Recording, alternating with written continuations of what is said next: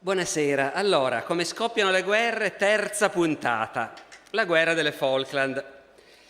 In questi giorni più d'uno mi ha chiesto: ma perché la guerra delle Falkland dopo le 2 guerre mondiali? Perché?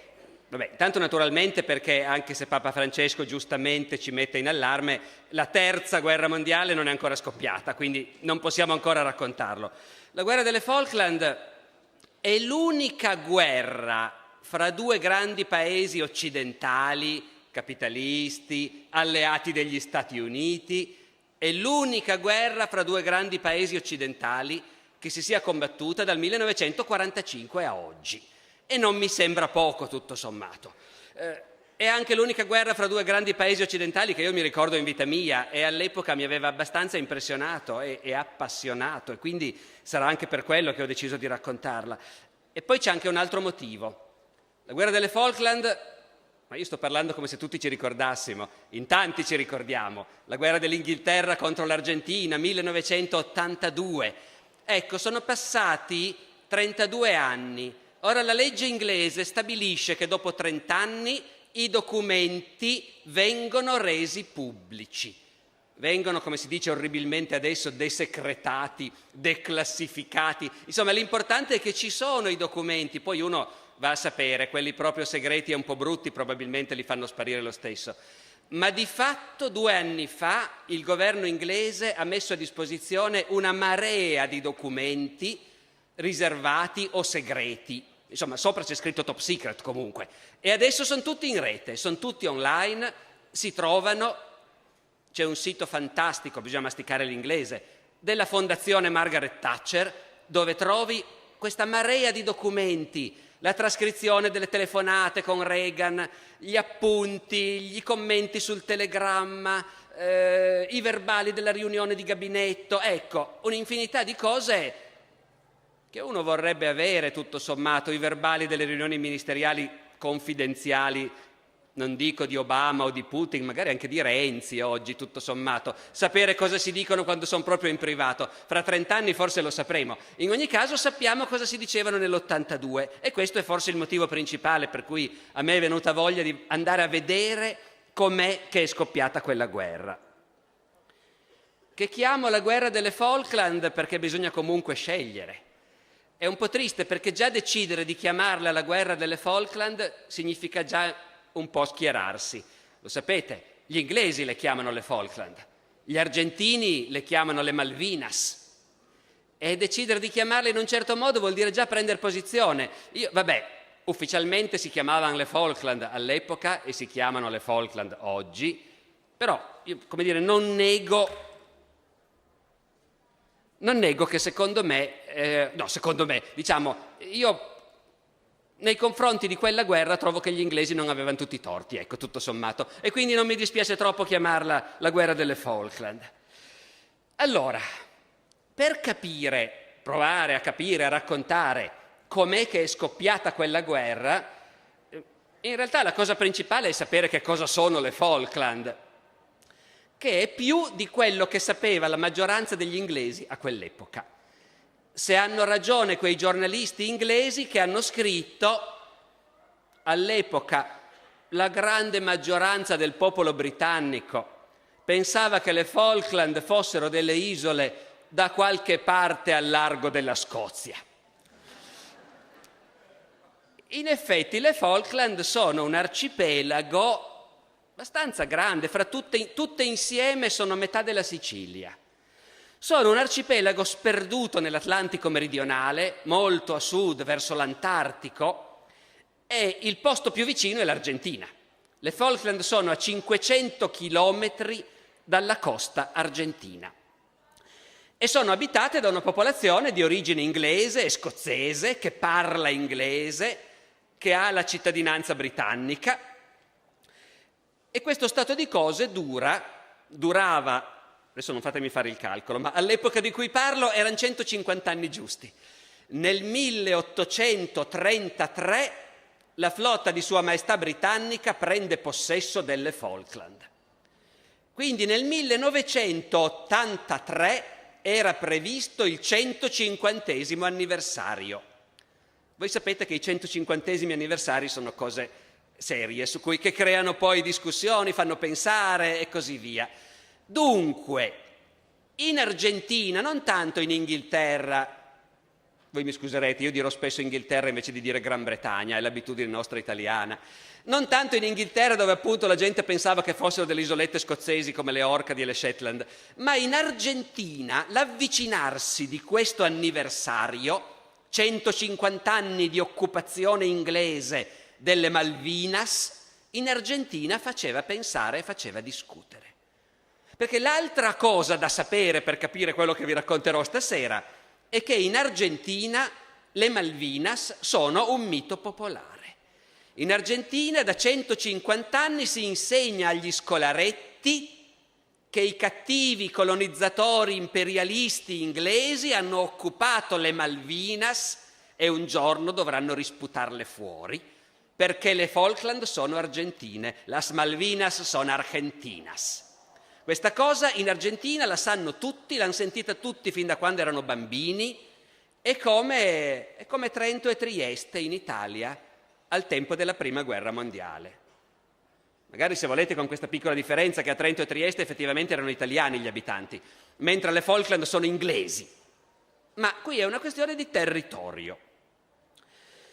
Allora, la decisione di fare qualcosa prima che arrivi questo benedetto 150° anniversario la prende la gente che comanda in Argentina in quel momento. La decisione l'hanno presa, oggi lo sappiamo, nel dicembre 1981. Chi è la gente che comanda in Argentina in quel momento? Non ci mettiamo niente a ricordarcelo. Quella è l'Argentina dei generali. È la dittatura dei generali. Non c'è bisogno che venga io a dirvi che è stata una delle più sanguinose dittature del Novecento, la dittatura della guerra sporca, come dicevano loro, la guerra sucia, contro i comunisti, i terroristi, la sinistra in generale, la dittatura dei desaparecidos. Ancora oggi si discute quanti, ma comunque decine di migliaia fatti sparire da questa giunta militare. Ora, nel dicembre, nel corso dell'81, la giunta militare è a un bivio, perché la situazione in Argentina è catastrofica e la popolarità della dittatura militare è ai livelli più bassi. La situazione in Argentina è catastrofica per molti motivi. Intanto è catastrofica dal punto di vista economico. L'inflazione è al 600%. La povertà è diffusa, nonostante la dittatura militare, i sindacati sono in piazza tutti i giorni a protestare, nonostante il fatto che ogni manifestazione viene repressa dalla polizia. E alla crisi economica si accoppia la crisi politica. Sta venendo fuori il problema dei desaparecidos. Ci sono le madri di Piazza di Maggio, che oggi sono diventate le nonne, se ci sono ancora, di Piazza de Mayo, che ogni giovedì manifestano davanti alla Casa Rosada, al palazzo presidenziale a Buenos Aires, a chiedere dove sono finiti i nostri figli. E anche quelle manifestazioni vengono represse dalla polizia, disperse, e ogni giovedì sono di nuovo lì. In sostanza, l'Argentina è in ebollizione. La giunta militare traballa e non sa più che pesci prendere. Tant'è vero che la giunta militare, alla fine del 1981, si fa il golpe da sola.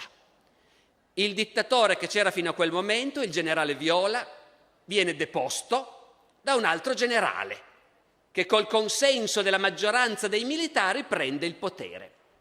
Quest'altro generale si chiama Leopoldo Galtieri. Il generale Galtieri il 22 dicembre dell'81 prende il potere in Argentina, si proclama presidente a vita dell'Argentina, con poteri assoluti e con la facoltà di scegliersi un successore. Allora, breve profilo, chi è il generale Galtieri? Come gran parte degli argentini è figlio di poverissimi immigranti italiani. Sapete che l'Argentina è un paese mezzo italiano, metà degli argentini hanno almeno un antenato italiano. Il generale Galtieri è un militare di origine italiana che ha fatto carriera. Come ha fatto carriera Leopoldo Galtieri? C'è un episodio cruciale nella sua carriera militare. Nel 1949, giovane tenente, viene scelto per seguire un corso in una scuola particolare. A Panama c'è una scuola gestita dall'esercito degli Stati Uniti per ufficiali degli eserciti sudamericani, School of the Americas. Questa scuola delle Americhe a Panama è una scuola dove i giovani ufficiali degli eserciti cileno, brasiliano, argentino, peruviano, colombiano vengono istruiti da istruttori statunitensi, da quello che sembra di capire, non tanto a fare la guerra quanto a fare la repressione, a fare la controguerriglia. Molti dittatori e collaboratori di dittatori sudamericani passano attraverso questa scuola a Panama. Ci passa anche il sottotenente Leopoldo Galtieri dell'esercito argentino. Qui vi dico un pettegolezzo, ma secondo me è un pettegolezzo. Quando è morto Galtieri una decina di anni fa, il giornale inglese L'Economist ha pubblicato un necrologio perfido, in cui fra l'altro dice: a quanto risulta Galtieri è l'unico ufficiale nella storia che è stato bocciato alla scuola di Panama per ufficiali sudamericani. Ma questo, ripeto, secondo me è un pettegolezzo dell'Economist, non è detto che sia vero. Fatto sta che Galtieri fa carriera. E quando la giunta militare prende il potere in Argentina, Galtieri è uno dei personaggi di spicco ed è uno dei personaggi più visibili anche a livello internazionale. All'inizio dell'81, il colpo di Stato lo fa a dicembre, diventa presidente a vita. 10 mesi prima era stato negli Stati Uniti, ricevuto da Ronald Reagan, presidente degli Stati Uniti, con baci e abbracci. Gli Stati Uniti sono amici dell'Argentina, specialmente da quando l'Argentina fa questa politica di feroce anticomunismo e stronca l'opposizione di sinistra all'interno. Reagan vede nel regime dei generali, lo dichiara apertamente, un baluardo dell'anticomunismo. Se qualcuno di voi c'era ieri, a me viene un déjà vu. Ricordate Lord Halifax, il ministro degli esteri inglese, che nel 1937 va a Berlino e dice a Hitler: certo, la Germania, baluardo dell'anticomunismo. Ecco, vabbè, la storia ogni tanto si ripete a modo suo. Il generale Galtieri a Washington viene ricevuto con entusiasmo. Ci sono varie dichiarazioni su quanto è bravo questo generale argentino, un magnifico generale, dichiara non si sa più quale consigliere di Reagan, ci sono versioni diverse, ma insomma un magnifico generale. Nel dicembre di quello stesso anno 81 il magnifico generale fa il colpo di Stato, prende il potere in Argentina col sostegno degli ammiragli e dei generali con cui si è messo d'accordo. Faremo una cosa che metterà tutto a posto. Occuperemo le Falkland, anzi le Malvinas. Occuperemo le Malvinas. Il patto che porta al potere Galtieri prevede che nei prossimi mesi si progetta questa occupazione con la forza delle Malvinas. Sulla base, io in queste serie vi ho sempre parlato di scommesse. Anche qua ci sono due scommesse. La prima scommessa è che il popolo argentino, alla notizia che sono state occupate le Malvinas, liberate le Malvinas, sarà folle di entusiasmo, pazzo di delirio patriottico e si dimenticherà l'inflazione, i desaparecidos e così via. Prima scommessa vanno vicini a vincerla, perché per qualche giorno effettivamente in Argentina succederà esattamente questo. La seconda scommessa è che il mondo accetterà il fatto compiuto. Gli inglesi non avranno mai il coraggio di reagire e in ogni caso il presidente Reagan è amico nostro e di conseguenza farà in modo che non ci siano gravi problemi. La decisione dei militari argentini ovviamente all'inizio è segreta, non trapela niente. Non trapela niente anche perché in realtà da un po' di anni l'impressione è che la questione delle Falkland Malvinas si stia abbastanza, risolvendo. Dovete sapere che da una quindicina d'anni ci sono ogni tanto degli incontri anglo-argentini in cui si discute sul futuro delle Falkland. E in questi incontri si va avanti, si fanno degli accordi. La Gran Bretagna non ha mai messo sul piatto la sovranità sulle isole. Però la sensazione diffusa è che un giorno magari se ne potrà anche parlare. Si accettano forme di cogestione. Anche l'Argentina fa delle grosse concessioni, per intenderci. L'Argentina in quegli anni, visto che si sta negoziando e trattando in un clima cordiale, garantisce i collegamenti aerei e navali con le Falkland, che altrimenti sarebbero completamente isolate, perché l'Argentina è a 500 chilometri, ma qualunque altro posto al mondo è a migliaia di chilometri dalle Falkland. Quindi c'è un clima cordiale. L'ultima riunione, questi incontri si fanno a New York, perché è l'ONU che ha costretto gli inglesi e gli argentini a negoziare. Si incontrano a New York, l'ultima riunione è stata nel febbraio dell'82. A fine febbraio dell'82 c'è ancora un incontro e il comunicato finale. Sapete che negli incontri diplomatici è fondamentale poi il linguaggio del comunicato stampa alla fine, da cui si capisce com'è andata. Il comunicato finale dice: l'incontro è stato cordiale e amichevole. Questo a fine febbraio. Il 2 marzo esce una dichiarazione del governo argentino. Il governo argentino dichiara: l'Argentina ha negoziato con la Gran Bretagna sul problema della sovranità delle isole con pazienza, lealtà e buona fede per più di 15 anni. Adesso basta. Adesso gli argentini dicono: basta incontri così decisi di volta in volta, noi vogliamo, oggi si direbbe una road map. Allora non lo dicevano ancora nell'82.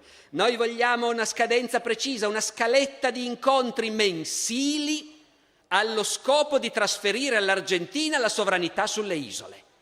L'Inghilterra deve dirci entro quando trasferirà la sovranità. Il comunicato si conclude così: se questo non sarà accettato, l'Argentina intende mettere fine ai negoziati e scegliere liberamente la procedura che conviene di più ai suoi interessi. Il linguaggio diplomatico è sempre così delicato, no? Però se uno legge fra le righe. Il comunicato è del 2 marzo. Il 3 marzo la stampa argentina perde la testa. I giornali di Buenos Aires impazzano, prevedono la rottura dei rapporti diplomatici con l'Inghilterra. Potremmo anche tagliare le comunicazioni alle Falkland. Come fanno senza noi che con gli nostri aerei gli portiamo le medicine, i rifornimenti? La stampa argentina dice la stampa argentina dice una cosa che il governo argentino non ha detto. Il governo argentino ha detto: bisogna che fissiamo una data. La stampa va più in là. L'Inghilterra ha 3 o 4 mesi di tempo per riconoscere la sovranità argentina sulle isole e fissare la data della restituzione. Se no, la stampa dice quello che il governo non ha detto: potremmo anche riprendercele le isole. Gli americani capirebbero.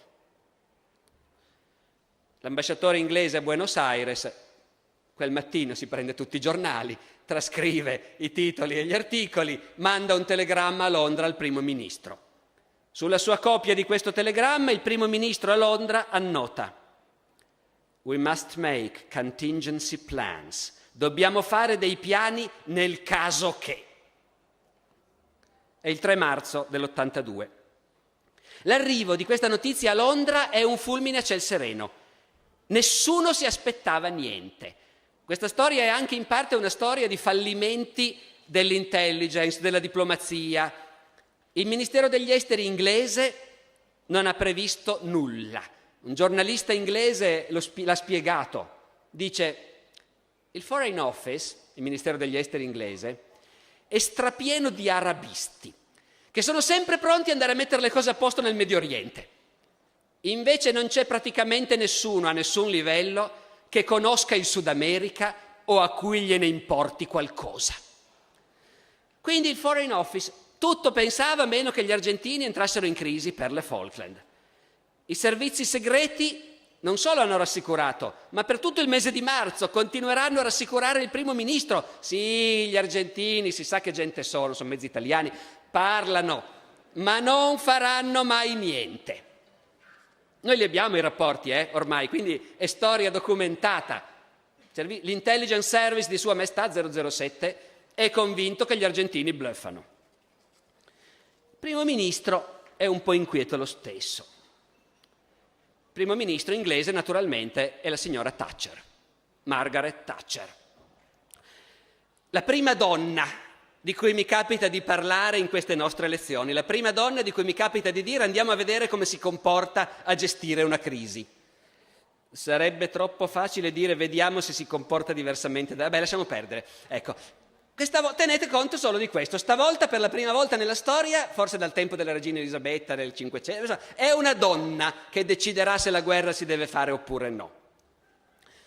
Però attenzione, perché Margaret Thatcher, che è morta l'anno scorso, ormai ha concluso la sua carriera e la sua vita, è passata alla storia, è un personaggio storico di grandissimo rilievo, che ha inciso sul mondo, perché le riforme della Thatcher, le liberalizzazioni, la lotta contro i sindacati, la distruzione del potere dei sindacati, la fine delle nazionalità, le privatizzazioni, il thatcherismo ha cambiato il mondo davvero. Ognuno in cuor suo e anche, così, anche ufficialmente e apertamente sa se dobbiamo essere contenti oppure no di come la signora Thatcher ha cambiato il mondo.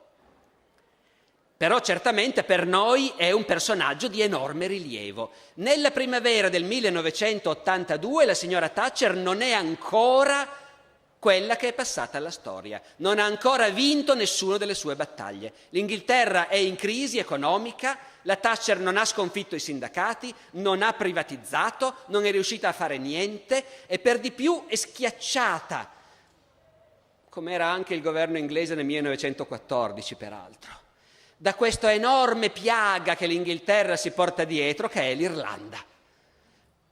Quando esplode la crisi con l'Argentina per le Falkland, sono passati pochi mesi da una vicenda che tutti noi ci ricordiamo, quando i detenuti nordirlandesi dell'IRA cominciano a fare lo sciopero della fame. Ricordate Bobby Sands? Per avere condizioni migliori, essere riconosciuti come prigionieri politici, e si lasciano morire di fame uno dopo l'altro, in 10 muoiono di fame, chiedendo al governo inglese di riconoscerli come prigionieri politici, e il governo inglese, cioè Margaret Thatcher, dice no. Un reato è un reato è un reato, la politica non c'entra niente. Firmato Margaret Thatcher. Allora, la Thatcher in quel momento è debolissima, non ha ancora fatto niente e tutti prevedono che perderà le prossime elezioni. Fra tante cose che deve pensare, arrivano anche questi rapporti che i giornali di Buenos Aires impazzano per le isole Falkland, ma i servizi segreti dicono di non preoccuparsi. La signora Thatcher aspetta. Gli argentini nel corso del mese di marzo cominciano a trafficare nella zona per far salire comunque la tensione. Allora, qui vi devo raccontare una cosa, mi ero detto, la racconto, no, lasciamola fuori. No, però c'è, perché marzo succede solo questo che sto per dirvi adesso. Allora, vicino alle isole Falkland c'è un altro arcipelago, ancora più disgraziato, ancora più freddo, dove non ci abita nessuno, solo pinguini. Si chiama la Georgia del Sud, appartiene alla corona britannica. C'è soltanto un plotone di Marines con una stazione di rilevamento così, meteorologico. Quando dico che le isole della Georgia del Sud sono vicine alle Falkland, voi vi metterete a ridere, sono a 2000 chilometri dalle Falkland, ma sono il pezzetto di terra emersa più vicino comunque. Intorno non c'è niente, andate a casa, guardate la cartina, il vuoto cosmico. Quindi la Georgia del Sud e le Falkland appartengono a una stessa zona strategica. In queste isole della Georgia del Sud, nel corso del mese di marzo, cominciano a succedere cose strane. Sbarcano degli argentini, sono dei gruppetti di operai, c'è un contratto per un recupero di metalli, però questi operai argentini a un certo punto innalzano la bandiera argentina. I Marines di guardia non sanno bene cosa fare. In realtà noi oggi sappiamo che questi operai argentini in parte sono commandos dell'esercito. Giusto un dettaglio per ricordarci l'epoca. Non sarebbe necessario, ma ve lo somministro lo stesso. Il comandante di questo gruppo di Marines argentini travestiti da operai che sbarca nel marzo dell'82 nelle isole della Georgia del Sud è un ufficiale che si chiama il tenente Alfredo Astiz, che attualmente se ne sta all'ergastolo in Argentina, noto per essere uno dei principali torturatori attivi in quello che era il principale centro di tortura a Buenos Aires, la Escuela de Mecánica de la Armada, la scuola di meccanica della Marina. Il tenente Alfredo Astiz nel marzo dell'82 sospende momentaneamente la sua attività al centro torture della Marina per andare a sbarcare nelle isole della Georgia del Sud. giusto per chiudere, appunto, è all'ergastolo ma da pochi anni. Prima l'hanno condannato all'ergastolo i francesi, ma in contumacia, perché fra le molte persone che ha torturato e ucciso Alfredo Astiz c'erano anche 2 suore francesi. Poi finalmente 3 anni fa anche gli argentini l'hanno mandato all'ergastolo. Con chiusa parentesi, succede tutto questo e a Londra si dicono: ma che cosa vogliono gli argentini? I servizi segreti dicono: sono preoccupati le Falkland, ma nessun pericolo prima che decidano di sbarcare. La Thatcher pensa di negoziare, offrire un negoziato, vedere cosa dicono. Non se ne occupa neanche tanto lei, se ne occupa il ministro degli esteri inglese.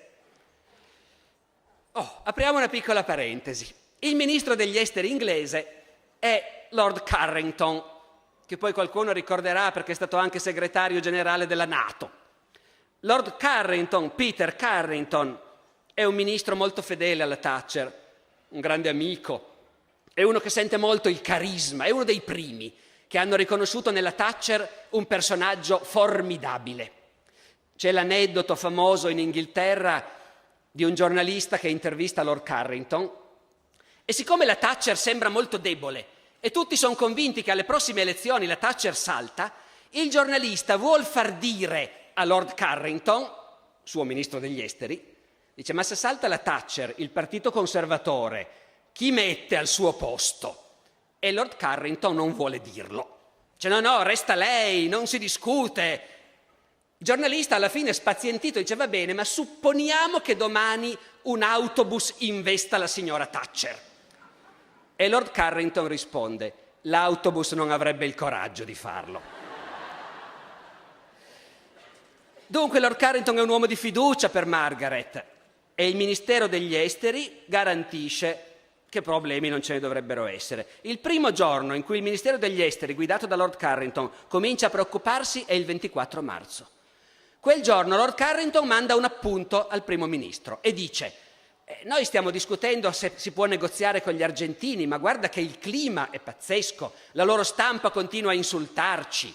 Io non so se possiamo negoziare con qualcuno che appunto ci insulta, ci fa pressioni in questo modo. Potrebbe anche darsi che si dovesse arrivare a un confronto. Cosa vorrà dire arrivare a un confronto? Però intanto il primo ministro è avvertito. Effettivamente Lord Carrington è arrivato appena in tempo, è il 24 marzo. Noi sappiamo oggi che il 26 marzo Galtieri, presidente a vita dell'Argentina, dà il via all'invasione delle Falkland.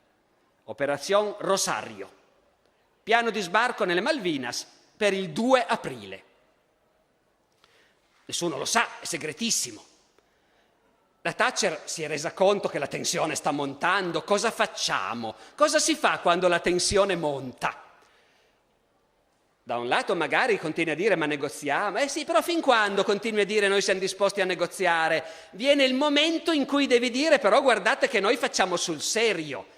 Il 29 marzo la signora Thatcher fa quello che può fare. Dà ordine di far partire immediatamente un sottomarino nucleare da Gibilterra per le Falkland. Il sottomarino nucleare ci metterà 2 settimane per arrivare alle Falkland. Ma intanto la notizia trapela alla stampa, non si sa come. La signora Thatcher è molto soddisfatta che la stampa l'abbia saputo. Nelle sue memorie dirà: il mio istinto era che era venuto il momento di far vedere agli argentini. Come tradurre? In inglese dice that we meant business, che facevamo sul serio. Insomma, viene il momento in cui bisogna mostrare i muscoli anche noi. Vi ricorda le cose che abbiamo raccontato ieri sera, l'altro ieri sera? Sì, anche a me le ricorda, per fortuna è tutto molto più in piccolo, ma signora Thatcher è preoccupata. Nonostante le garanzie del Ministero degli Esteri e dei servizi segreti, lei annota, no, veramente questo non lo annota, lo scrive nelle memorie a cose fatte, quindi prendetela con beneficio di inventario, perché nelle memorie uno magari poi un po' aggiusta. Però nelle memorie la Thatcher dice: ero preoccupata perché tutti mi garantivano che gli argentini non avrebbero invaso, ma sapevamo che erano gente imprevedibile e instabile. Lì non si sa se intende dire questi dittatori oppure questi latini, si sa che... E che una dittatura non sempre si comporta in modi che noi considereremmo ragionevoli. Perciò ero molto incerta, dice la Thatcher in seguito, ricordando. ma penso che nessuno di noi si aspettasse davvero l'invasione delle Falkland. La cosa precipita la sera del 31 marzo. La sera del 31 marzo il ministro della difesa inglese, John Nott, chiede alla Thatcher una riunione d'urgenza. Convocano qualche ministro. Il ministro della difesa si precipita a Downing Street con un rapporto dei servizi segreti americani, che finalmente hanno aiutato gli inglesi a capirci qualcosa. I servizi segreti americani hanno notizie sicurissime quella sera del 31 marzo. La flotta argentina è in mare, carica di truppe e fa rotta verso le Falkland.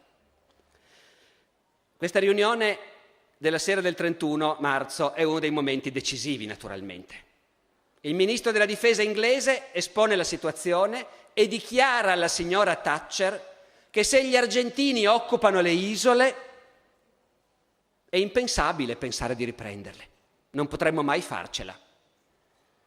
Alla Thatcher si rizzano i capelli in testa. Come non potremmo mai farcela? È del tutto escluso. Noi le dobbiamo riprendere se loro sbarcano. E non mi venire a dire che non lo possiamo fare. Dove sono i militari? Dov'è l'ammiraglio capo di Stato Maggiore della flotta? Non è ancora arrivato l'ammiraglio capo di Stato Maggiore della flotta. Com'è che non arriva Sir Henry Leach, capo di Stato Maggiore della flotta di Sua Maestà? Non arriva alla riunione, finalmente lo scoprono. Era in borghese, ha pensato di tagliar corto attraversando il Parlamento, l'hanno arrestato mentre attraversava il Parlamento, vestito in borghese. Finalmente un deputato l'ha riconosciuto, dice ma è l'ammiraglio, allora l'hanno portato dal primo ministro. Il primo ministro chiede all'ammiraglio: è pensabile montare una spedizione per riprendere le Falkland se quelli sbarcano? L'ammiraglio fa due conti e le dice: certo che si può. Posso mandare questa portaerei, quell'altra, cacciatorpedinieri, fregate, ce l'ho, quello ce l'ho, quello ce l'ho, ho tutto. Se date l'ordine comincio a riunire la flotta. Chi è che può dare l'ordine? Ci vuole un voto del Parlamento, vanno a vedere? No, lo può dare il primo ministro. Non è la guerra, è solo riunire la flotta. Quella sera il primo ministro ordina all'ammiraglio di cominciare a riunire la flotta. E dicono: vabbè, poi l'ordine di partenza sarà meglio parlarne in Consiglio dei Ministri, magari. Ma prima è il 31 marzo, lo sbarco argentino è previsto per il 2 aprile, c'è ancora un giorno e mezzo, un giorno, 2 notti. Bisogna assolutamente fare qualcosa per vedere se si riesce a fermarli. Cosa si fa? Il sottomarino nucleare l'abbiamo già mandato, quindi vabbè. Come si fa per fermarli? C'è un unico modo nel mondo post seconda guerra mondiale. Cosa avreste fatto voi? Telefono al grande fratello, telefono a Ronald Reagan. La Thatcher manda un telegramma sulla linea riservata a Reagan con urgenza. Vi leggo il telegramma della Thatcher a Reagan, notte del 31 marzo. Caro Ron, sarai al corrente delle informazioni inquietanti dei nostri e vostri servizi segreti, per cui la Marina argentina si starebbe preparando a invadere le Falkland entro 48 ore. E, fra le altre cose, puoi parlare urgentemente al presidente argentino e chiedergli di non autorizzare alcuno sbarco. Tanti cari saluti, Margaret. Allora entra in campo un nuovo giocatore, gli Stati Uniti d'America, la Casa Bianca. Entra in campo la Casa Bianca. Reagan telefona a Galtieri. Galtieri non si fa trovare. Anche questa l'abbiamo già sentita. Finalmente Reagan insiste, dopo un po' è difficile dirgli di no, ti telefona il Presidente degli Stati Uniti, dopo un po' Galtieri risponde.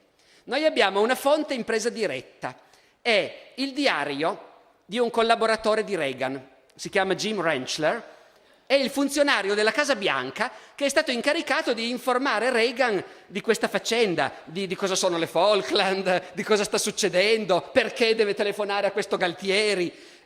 Il funzionario della Casa Bianca, Jim Rentschler, mentre Reagan è al telefono con Galtieri, butta giù qualche appunto per il suo diario. È uno furbetto che ha già capito che il diario sarà importante, quindi lo cura, è fatto bene il diario. Il diario di Rentschler mentre Reagan è lì al telefono, Rentschler annota.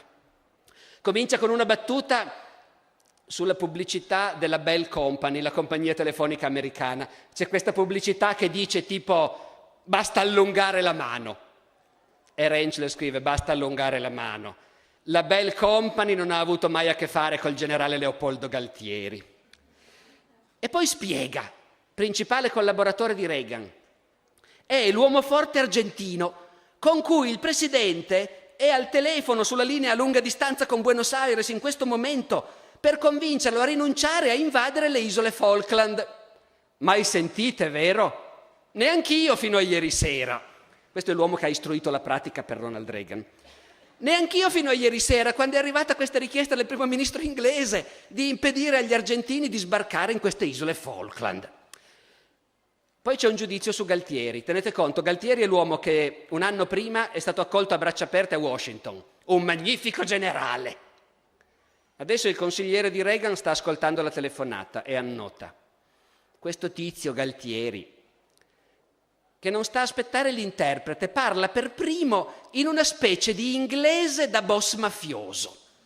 Voi capite, no? Poteva essere un italiano, un argentino, l'inglese lo sa così così, e a loro cosa evoca? Tanti sceneggiati hanno visto, no? Col mafioso che parla con l'accento latino. Questo Galtieri che parla in questa broken English, in questa specie di inglese da boss mafioso, ha l'aria di un bandito. E Rentschler annota, il presidente sta parlando con grande eloquenza, lo ammiro molto, ma mi sa che il macismo di questi argentini gli impedirà di fermarsi. Macismo. Ormai hanno deciso e non possono perdere la faccia, andranno avanti. Reagan, pover'uomo, fa quello che può. Reagan è uno che, a quanto poi si viene a scoprire, in quei giorni dichiara a uno dei suoi assistenti: ma io non capisco perché litigano tanto per quel mucchietto di terra gelida laggiù in fondo. Ice cold bunch of land down there. Però Reagan una cosa ce l'ha. Quando bisogna prendere una posizione si butta e la prende. Voi sapete, perché ve l'ho detto, che gli argentini hanno fatto un calcolo preciso. Noi siamo amiconi degli americani. Gli americani non interverranno e faranno in modo che nessuno intervenga. Reagan quella sera discute coi suoi consiglieri. C'è qualcuno che gli dice: sì, effettivamente, lasciali fare gli argentini, sono amici nostri. Io non so se vi ricordate quel politico, donna anche lei, americano, che si chiamava Jean Kirkpatrick, la signora Kirkpatrick, ambasciatore degli Stati Uniti all'ONU e così via, la quale era famosa, la signora Kirkpatrick, perché nei confronti delle dittature diceva: beh, le dittature sono tutte una brutta cosa, ma ci sono i regimi recuperabili e quelli non recuperabili. Quelli non recuperabili sono i regimi di sinistra. Con quelli non si può far niente. Le dittature di destra sono recuperabili e di conseguenza con loro si può anche andare d'accordo. La signora Kirkpatrick sarebbe per non fare niente. L'America si tiene fuori, che facessero loro. Nota di colore: il giorno dopo la signora Kirkpatrick sarà ospite d'onore a un pranzo all'ambasciata argentina. Ma l'altro consigliere, Douglas Haig, il segretario di Stato di Reagan, è dell'opinione contraria. Non possiamo lasciarli andare avanti. E Reagan accetta e si piega e scrive alla cara Margaret. Telegramma di Reagan alla cara Margaret. Cara Margaret, ho appena parlato a lungo col generale Galtieri sulla situazione nelle Falkland. Gli ho trasmesso la mia preoccupazione personale sulla possibilità di un'invasione argentina. Gli ho detto che cominciare le operazioni militari comprometterebbe offerte in buoni uffici, eccetera, eccetera, eccetera. Il generale mi ha ascoltato, ma non ha preso nessun impegno. Anzi, mi ha lasciato con la chiara impressione che ormai si sono imbarcati nel conflitto armato. E Reagan conclude il telegramma alla Thatcher. Mentre la nostra politica sulla questione della sovranità delle Falkland è di neutralità, non saremo neutrali nel caso che l'Argentina usi la forza militare. Tante buone cose, Ron. La Thatcher riceve questo telegramma, da cui viene fuori che gli argentini ormai non si fermano più e che gli americani non li coprono. Che se gli argentini usano davvero la forza, gli americani staranno con noi. A questo punto la Thatcher riunisce il governo la mattina del 2 aprile. Gli argentini sono già sbarcati alle Falkland, non lo sanno ancora. L'ambasciatore delle Falkland ha mandato un messaggio, si è perso nell'aereo, non è mai arrivato. Arriverà poi più tardi un messaggio di un radioamatore delle Falkland che viene intercettato da un bastimento inglese e ritrasmesso a Londra, e così Londra viene a sapere che gli argentini hanno occupato le isole Falkland. Il governo inglese si riunisce al buio, ma sapendo che ormai la crisi è inevitabile. Cosa fare? La Thatcher informa i suoi ministri che ha già dato ordine di radunare una flotta. E ormai la flotta si sta radunando. Bisognerà decidere se farla partire. Discutono a lungo. Nel frattempo discutono molte altre cose. Esempio di dettaglio che discute il governo inglese quel venerdì 2 aprile. La flotta sarà guidata dalla portaerei Invincible. Ma sulla portaerei Invincible è imbarcato come ufficiale il principe Andrew, figlio della regina. Che si fa? Se la portaerei salpa per la guerra, il principe Andrew rimane al suo posto o è meglio tenerlo a casa? Discussione fra Downing Street, Buckingham Palace, la regina esprime il suo parere. Il principe Andrew, finché è in servizio sulla portaerei Invincible, parteciperà alla spedizione. Suo nonno, il re Giorgio VI, ha combattuto la battaglia dello Jutland e di conseguenza è escluso che un membro della famiglia reale possa essere trattato diversamente da qualunque altro ufficiale. Sospiro di sollievo. Risolto questo problema, la Thatcher grosso modo non vede più altri grandi problemi. Quella sera il governo decide che la flotta parte. Fra 2 giorni, appena pronta, la flotta salperà.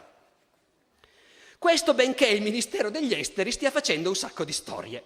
Nelle memorie della Thatcher si vede la sua esasperazione nei confronti del Ministero degli Esteri, il quale dice: mi hanno fatto tutta una serie di osservazioni, dice la Thatcher, notate lo stile Thatcher, che dimostravano la flessibilità di principi caratteristica di quel ministero.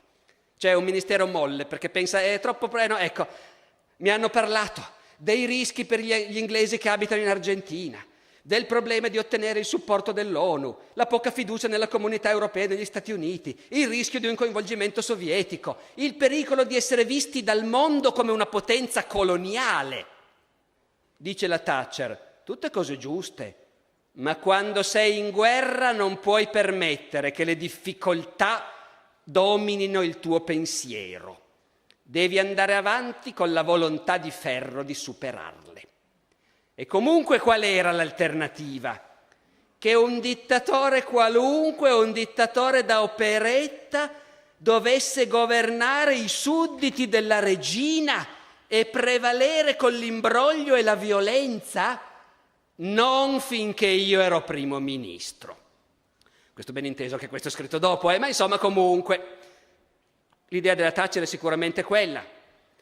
Il 2 aprile, quando gli argentini sono già sbarcati, Reagan ci prova ancora, telefona a Galtieri.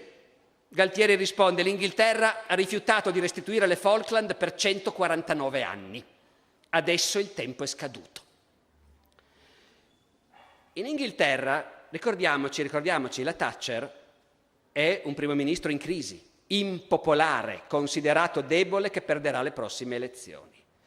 Quando i giornali escono il 3 aprile con la notizia che gli argentini hanno occupato le Falkland, la sensazione in Inghilterra è di umiliazione nazionale. C'è successo un altro disastro, abbiamo fatto un'altra figuraccia. I giornali dicono la peggior umiliazione per l'Inghilterra dopo Suez. Cos'è Suez? 1956. Gli egiziani nazionalizzano il canale di Suez, che serve agli inglesi. Gli inglesi mandano i paracadutisti per occupare il canale. Gli americani dicono agli inglesi: lasciate perdere, tornate a casa. E gli inglesi tornano a casa con la coda fra le gambe. Nella memoria inglese è il momento in cui l'Inghilterra scopre che non è più una potenza mondiale, anzi che rischia di essere ridicola quando cerca di intervenire nel mondo. Quel 3 aprile dell'82 i giornali inglesi dicono è un'altra Suez. E quel giorno la Thatcher deve affrontare il Parlamento. È sabato. È la prima volta da molti decenni che il Parlamento inglese è convocato di sabato. La Camera dei Comuni è strapiena. Voi sapete com'è la Camera dei Comuni? È piccola. Non c'è un posto per ogni deputato. È fatto, tanto non ci sono mai tutti. E quando vengono tutti è perché è una cosa importante ed è bene che siano tutti lì affollati, in piedi, seduti sui gradini, ad ascoltare quello che succede. L'altra caratteristica del Parlamento inglese che dobbiamo ricordare, perché noi siamo abituati al nostro, il Parlamento inglese è un Parlamento dove molti deputati votano come pensano loro e non come dice il partito. È perfettamente normale nel Parlamento inglese che su questioni importanti si coagulino maggioranze trasversali. E dunque nel Parlamento inglese è fondamentale convincere i deputati, per cui quello è un Parlamento dove saper fare i discorsi è una cosa importantissima. La Thatcher fa uno dei grandi discorsi della sua carriera, dicendo al Parlamento: io credo che sarete tutti d'accordo a condannare come me questa aggressione. È un'aggressione, dice la Thatcher, che non ha uno straccio di giustificazione e non ha un briciolo di legalità. Thatcher prende in pugno il Parlamento, c'è solo un momento in cui rischia di perderlo, perché vuole fare una cattiveria ai laburisti, vuole ricordare ai laburisti, all'opposizione, qualche debolezza che loro hanno avuto quando erano al governo. E allora comincia a dire: posso ricordare agli onorevoli membri dell'opposizione che anche loro, quando erano al governo. E un deputato laburista interrompe: noi non abbiamo perso le Falkland. Ecco, in quel momento traballa un po' l'umore della Camera, ma la Thatcher lo riprende in pugno e alla fine il Parlamento vota a favore della partenza della flotta. La flotta parte, sta per partire, il Parlamento ha deciso. La Thatcher nelle sue memorie dice: io ero comunque terrorizzata perché la maggioranza non c'era mica in realtà, quella maggioranza era finta, qualcuno come me era disposto ad andare avanti fino alla guerra, molti pensavano facciamo partire la flotta, gli argentini si spaventeranno, si comincia a negoziare, andare fino in fondo, dice la Thatcher, lo pensavano in pochi. E al contrario c'è anche nel Parlamento chi dice: sì, adesso questa signora fa bella figura, ma avrà poi il fegato, questa donna, di andare fino in fondo. C'è un intervento che in Inghilterra è rimasto famoso, ve lo racconto, tanto siamo qui per raccontare cose, quindi ve lo racconto. Un deputato, si chiama Enoch Powell, è un politico famosissimo in Inghilterra, popolarissimo. È una specie di freelance, è uno di destra, un conservatore, però ha mollato i conservatori, sta per conto suo. È uno che ha le sue posizioni, è molto contro immigrati, per esempio, molto nazionalista, ma su altre cose è invece di sinistra, è un personaggio molto bizzarro. Enoch Powell interviene quel 3 aprile alla Camera dei Comuni e la Thatcher si ricorda che intervenendo la guardava fisso e che interviene, dice, in tono sepolcrale. E in tono sepolcrale Enoch Powell dice: il primo ministro, poco dopo essere andata al potere, è stata soprannominata la Lady di Ferro, perché questo soprannome la Thatcher l'aveva avuto subito, erano i sovietici che l'avevano soprannominata così, vedendo il tipo tosto che era. Questo soprannome, dice il deputato Powell, è nato nel contesto dei rapporti con l'Unione Sovietica e i suoi alleati, ma c'è motivo di pensare che l'onorevole Lady sia stata molto soddisfatta e anzi inorgoglita di questo soprannome. Nella prossima settimana o due, questa Camera, la nazione e la stessa onorevole Lady apprenderanno di che metallo è fatta. Ecco, la Thatcher lascia il Parlamento con questo augurio, questa aspettativa. Vedremo di che metallo sei fatta. Va detto che la Thatcher sa di essere in sintonia col Paese. Il Paese, più del Parlamento, più del Ministero degli Esteri, è deciso ad andare fino in fondo. Ci sono i sondaggi sono chiarissimi. L'80% degli inglesi risponde che bisogna riprendersi le Falkland. Poi la seconda domanda è: ma è meglio riprenderle con un negoziato pacifico o con la forza? La maggioranza degli inglesi risponde: con la forza! Dunque la Thatcher è in sintonia col suo popolo. La flotta partirà. A questo punto qualcuno comincia a dire: ma è una guerra, dichiariamo guerra. C'è una riunione, noi abbiamo questi documenti bellissimi che vi dicevo, no? Verbale del Comitato dei Deputati Conservatori. Online c'è la trascrizione, c'è anche il verbale originale a penna con i disegnini, le sottolineature, e i deputati uno dopo l'altro dicono di tutto. C'è anche Lord Onslow, il cui intervento è affondiamogli tutta la flotta. Ma la maggior parte dei deputati, ecco, qualche deputato è preoccupato. C'è un deputato che dice: la gente è preoccupata per questa cosa che è successa e non bisogna farci vedere molli. Il Ministero degli Esteri in questo momento puzza di appeasement. Ricordate chi c'era di voi ieri, l'appeasement, cos'è? È il nome che nella politica inglese si dà al tentativo di Chamberlain nel 38-39 di tener buono Hitler concedendogli tante cose. L'appeasement, la pace a tutti i costi. Nel lessico politico inglese è diventata una parolaccia. In quel momento, nell'82, c'è chi dice: ma insomma il Ministero degli Esteri continua a dire trattiamo, è pericoloso, questo puzza di appeasement. Andiamo avanti. Però poi la maggior parte dei deputati dicono: siamo in guerra.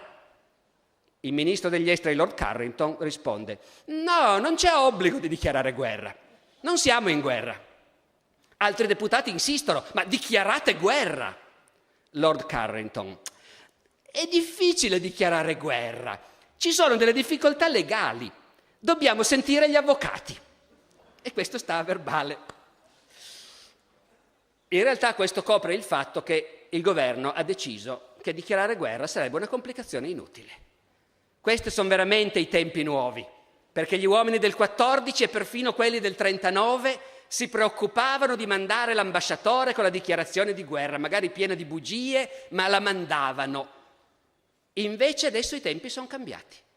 Adesso sono tempi forse più cinici o più pragmatici, anche un po' più furbi, forse tutto sommato. Va a sapere, tutto questo insieme. Ma la guerra non c'è nessun motivo di dichiararla, lo ribadisce ufficialmente la signora Thatcher 2 giorni dopo, il 5 aprile. Intervista alla signora Thatcher. Il giornalista: ma sta davvero per fare la guerra all'Argentina? Thatcher: il nostro obiettivo è recuperare le isole Falkland. Dobbiamo fare quello che è necessario per riuscirci. Io non parlerei in termini di guerra. Una dichiarazione di guerra è qualcosa di diverso. Non entriamo nei dettagli tecnici. Noi dobbiamo recuperare le isole Falkland per la Gran Bretagna e per la gente che ci vive. Non diciamo che è guerra, non lo è. Una dichiarazione di guerra è tecnicamente diversa. Sto sempre citando alla lettera e dall'intervista. Non insistete sugli aspetti tecnici. Sappiamo cosa dobbiamo fare. Ci sono molti modi diversi di ottenerlo. Speriamo di non aver scelto il peggiore. Quando fermi un dittatore ci sono sempre dei rischi, ma ci sono molti grandi rischi a non fermare i dittatori. La mia generazione lo ha imparato tanto tempo fa. E qui naturalmente noi dobbiamo riflettere su questo aspetto, le generazioni. La Thatcher l'abbiamo conosciuta tutti, ma adesso è morta ed era molto vecchia. La Thatcher ha vissuto la seconda guerra, l'appeasement e Hitler e la seconda guerra mondiale. E per lei nell'82 erano comunque cose che aveva vissuto, che ricordava bene. E quindi l'influenza di quello che era successo nel 39 interviene nell'82. Cosa deve fare l'Inghilterra davanti al dittatore? Cercare di fermarlo? E uscirne con la vergogna come a Monaco? Cioè non cercare di fermarlo? Deve fermarlo. Il Ministero degli Esteri, lo sapete, non era d'accordo. E infatti il 5 aprile Lord Carrington si dimette, dichiarando: era il mio ministero che doveva gestire questa crisi, non ci siamo riusciti, siamo alla guerra, io sul mio onore sento che devo dimettermi. Ora, Lord Carrington era un caro amico della signora Thatcher, un fedele collaboratore, ma la politica è quello che è. Adesso vi dico la reazione della signora Thatcher quando la intervistano al fatto che il suo ministro degli esteri, Peter Carrington, si è dimesso. La signora Thatcher dice: è stato un grave colpo per me, mi dispiace molto perderlo, era un uomo prezioso per il mio governo, ma cosa farci? Lui ha sentito di essere responsabile, che il suo ministero era responsabile della gestione della crisi, la gestione è fallita e perciò lui ha sentito che era una questione di onore andarsene. A me dispiace molto.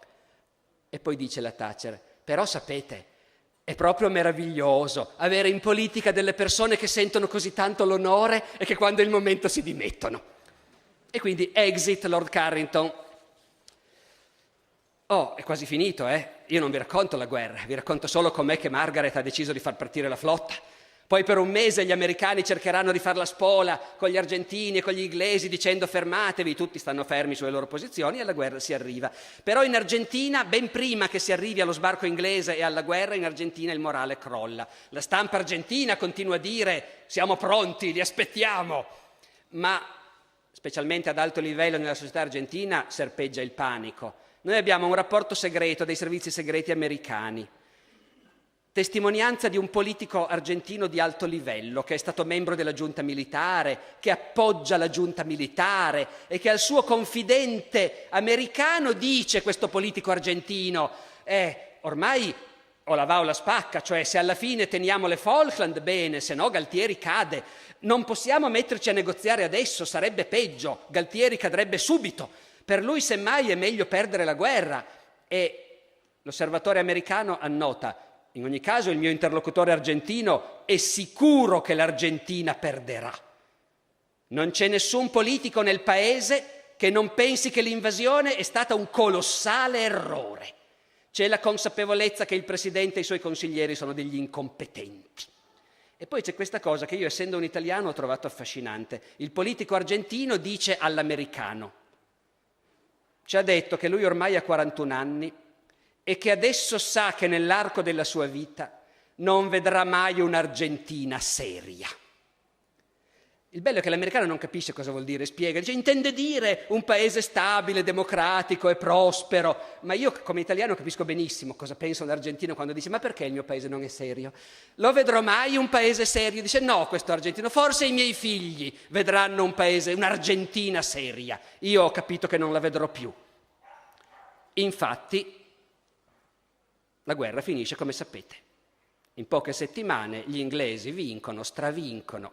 La guerra costa 1000 morti, 649 argentini, 258 inglesi, 3 civili delle Falkland. La guerra mai dichiarata, E quindi non c'è neanche bisogno di fare un trattato di pace. È stata una cosa, è successa, ma non è dichiarata, non lascia traccia. Non lascia traccia, ha delle belle conseguenze. Il 14 giugno la bandiera argentina viene abbassata su Port Stanley e le ultime truppe argentine si arrendono. 4 giorni, il 18 giugno, Galtieri si dimette. Mandano un altro generale, tentano di tenere in piedi la dittatura, non ce la fanno. La situazione è tale che la giunta militare è costretta a convocare libere elezioni. Ricordate, Alfonsín che diventa presidente dell'Argentina. Finisce la dittatura militare. Galtieri sarà in prigione dall'86 al 91, poi è graziato, poi lo rimettono sotto processo nel 2002, gli viene un infarto e poi morto agli arresti domiciliari, come capita con i politici anziani che vengono messi sotto accusa. Quando muore Galtieri nel 2003, l'Economist scrive quel necrologio che vi ho già citato all'inizio, perfido, in cui fra l'altro dice: Galtieri, forse qualcuno dei suoi compatrioti poteva perdonarlo per la sua spietatezza, ma non per la sua stupidità. Quindi la guerra delle Falkland fa cadere la giunta militare argentina e crea la signora Thatcher, perché la svolta nella carriera politica di Margaret Thatcher è la guerra delle Falkland. All'indomani la Thatcher è il politico più forte che ci sia mai stato nel Regno Unito da tanto tempo, stravince le elezioni dell'83 e fa tutto quello che fa, per il bene o per il male, a seconda di come ognuno di noi pensa. Quel deputato Enoch Powell, che era intervenuto in Parlamento dicendo nelle prossime settimane il Paese vedrà di che metallo è fatto il primo ministro, voi sapete come sono gli inglesi e come funziona il loro Parlamento, in una successiva seduta dopo la fine della guerra, il deputato Powell prende la parola e dichiara: vorrei far sapere al primo ministro che ho qui il rapporto di un istituto di analisi su una certa sostanza della cui composizione si era discusso. E risulta che quella sostanza di cui si parlava è ferro della miglior qualità, resistentissimo alle tensioni, adatto a ogni impiego nell'interesse del Paese. E la signora Thatcher diventa appunto la signora Thatcher e poche settimane dopo, in un discorso ufficiale, dice questa cosa: quello che mi ha elettrizzata davvero, dopo aver passato tanta della mia vita in Parlamento, a discutere di cose come l'inflazione, gli assegni familiari, il problema degli alloggi, i problemi dell'ambiente e così via, e che quando è venuto il momento della prova, quello che ha elettrizzato la gente non erano quelle cose lì. Quello che ha elettrizzato la gente era il fatto di poter di nuovo servire una grande causa, la causa della libertà. Ecco, forse sarebbe stata più sincera se avesse detto quello che ha eccitato la gente è stato trovarsi di nuovo a fare la guerra. Però ha avuto anche un modo di metterla che, insomma, dalle torte poi servire la causa della libertà. Ecco, come tante cose di Margaret Thatcher, questa dichiarazione e in generale la sua gestione della crisi delle Falkland può entusiasmare qualcuno o può far venire i brividi a qualcun altro, o magari tutte e due le cose insieme, che in fondo è l'effetto che ha fatto a me. Ecco, così come andare a rivedere in queste 3 serate com'è che scoppiano le guerre, come dire, a me ha insegnato tante cose, mi ha anche elettrizzato, appassionato, mi ha anche messo un po' di brividi, vedendo com'è che scoppiano le guerre, com'è che i politici gestiscono le crisi, e spero che sia successo così anche a voi. Grazie e all'anno prossimo.